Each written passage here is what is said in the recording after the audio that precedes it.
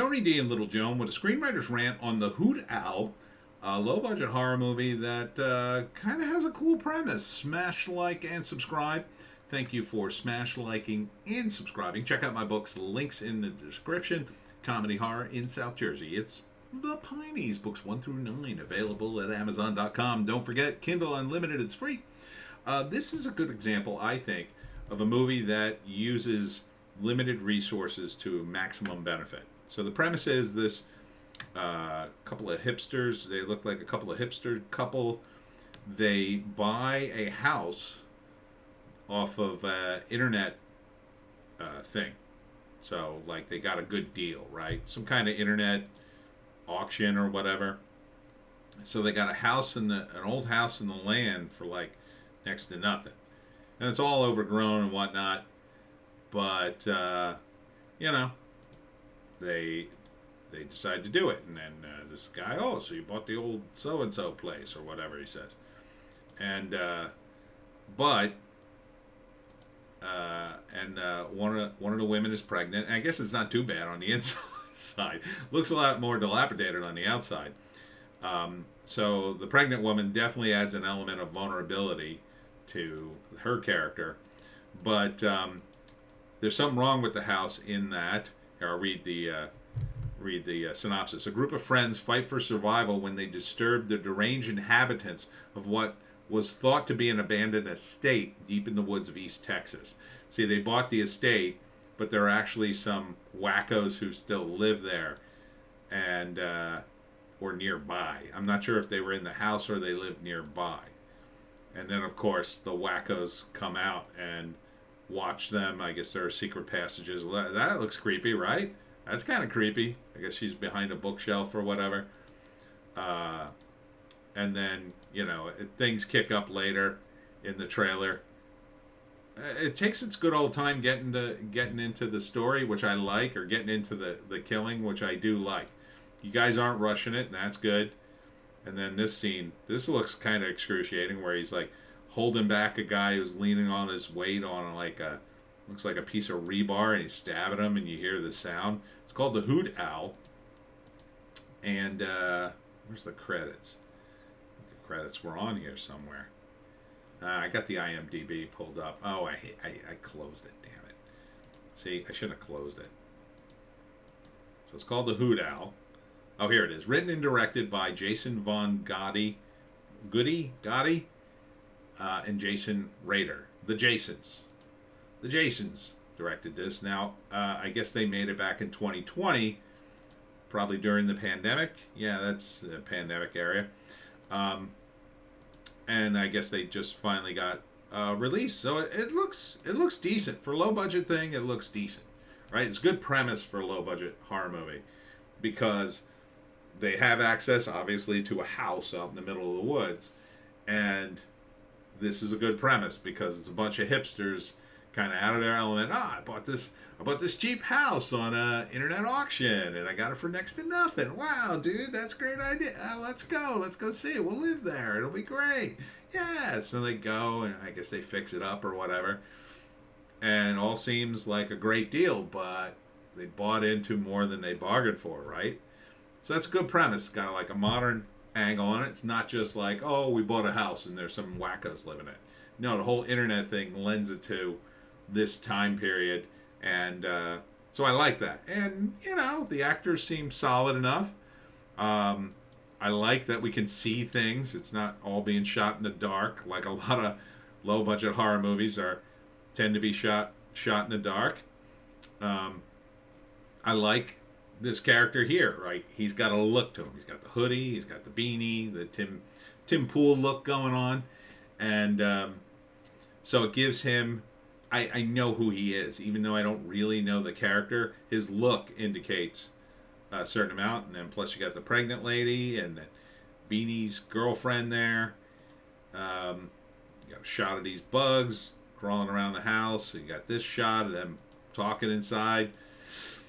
I can relate the nerve-wracking part of buying a house. I've done that. Anybody who's bought one knows. You got guys drinking beers, doing their thing, and then you're going to have these creeps come in and start killing people or whatever.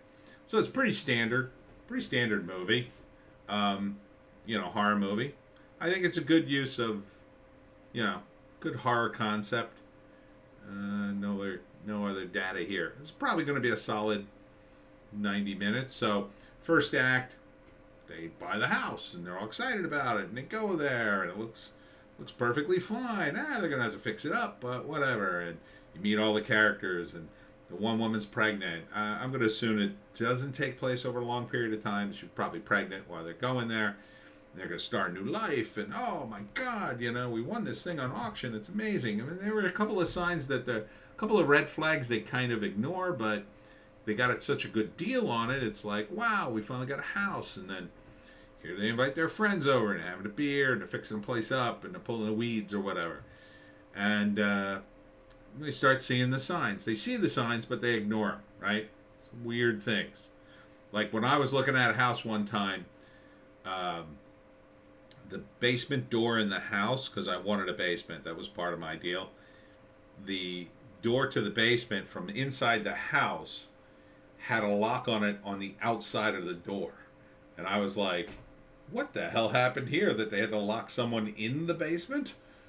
And I thought, oh, there's a movie in that. Like, you buy a house and you find out some creep had previously owned it and he kept a bunch of people locked in the house, like that kind of thing. This is sort of like that, really. And so the second act, obviously the creepiness kicks up. They start seeing people. Weird things start happening. They catch a glimpse of somebody and maybe they get a warning. Maybe they're trying to scare them off at first, but then eventually it starts to escalate. Maybe somebody disappears or gets injured by a trap or something. Then eventually they kind of are seeing people there, and then someone gets killed or kidnapped or whatever. Maybe one of their friends who comes over, not one of the main guys yet, but like somebody they're not sure, did he leave or was he kidnapped and murdered? And then later they find him horribly murdered. And then it just escalates. And eventually, of course, by the third act, they're running for their lives. Yeah, here's a scene. So you don't even see the evil family or whatever they are killing people. And it's called the Hoot Owl. I don't know why you call it the Hoot Owl, but yeah. So, and then the third act, it's a battle between, it's a horror movie, so the main characters battle the main monsters, and either they win and survive. There's three possibilities. Either the bad guys win and kill everybody, right? And then it's like this dark ending, like, the Hoot Owl, the end. And then they start renting it out to another couple, and they're gonna kill them too, but the fade to black. They kill the monstrous wacko family. They kill them, and they survive, and they run away, or they just survive. Like one or two of them survive, and they get away, and that's the end. So something like that. Judging by, it's hard to call on a low budget movie like this because they could go off the rails and say, "Oh yeah, we kill everybody in that movie," which would be kind of cool, right? Kind of cool in its own way because you're kind of not expecting that. Yeah, the bad guys win, they kill everybody, and like nobody knows about the house. They get rid of all the evidence, and that's it. That's it. Or maybe everybody dies. Who knows? Would I see this? I kind of like it. I mean, it's not blowing my doors off, but it looks good. It looks solid. I think it's. I think they've got a decent look to it. It's a decent premise. The sound's good. Everything a low budget movie needs. The title kind of throws me a little, but not really because it's in the woods. I mean, the Hoot Owl. What's that mean? Maybe one of the monstrous people makes a hoot owl noise, and that's why they call it the Hoot Owl. I would like to know a little bit more about the killers.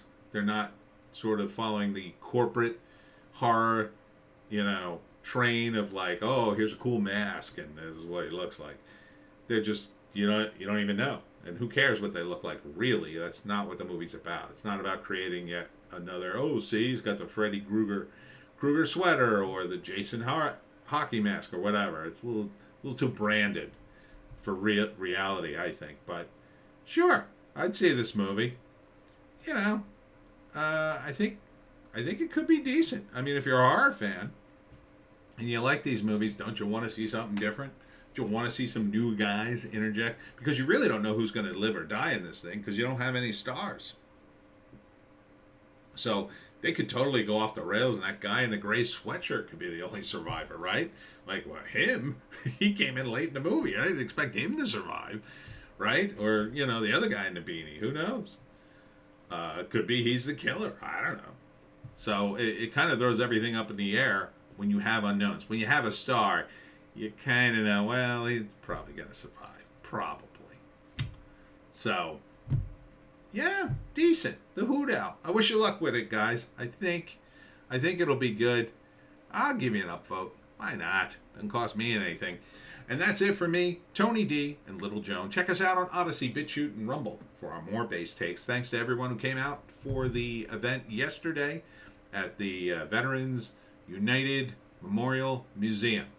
And next signing is in Smithville on the 17th at the Smithville Art Walk on Saturday. A rain date is Sunday. Hope to see you then, and we'll see you in the next one.